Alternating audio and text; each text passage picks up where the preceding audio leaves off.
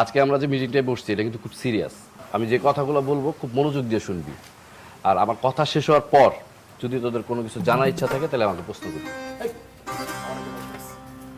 আরে পরে, আগে ইন্ট্রোটা তো শুনবি। শুনো, আমরা কিন্তু এই জায়গায় কেউই সিকিউর না, অতএব আগে সবার আমাদের নিরাপত্তাটা ঠিক করতে হবে। আর নতুন সিম সবাই অ্যাক্টিভ করছিস তো না? আছে তো। আসল নতুন সিম অ্যাক্টিভ করলে কিন্তু হবে না, শুধু আগের ফোনটাও কিন্তু ফালাই দিতে হবে, নতুন সেট ইউজ করতে হবে। আমার আগের ফোন, আগের সিম সব বাসায় রেখে এসেছি। গুড। শোন, ওই কি জানি বলে, আর তো কারো কোনো প্রবলেম নাই নাকি? সবার তো একই অবস্থা? আমার একটু প্রবলেম আছে। কি প্রবলেম? সরি, আমার সিমটা তো নতুন কিন্তু মোবাইলটা আগেরই।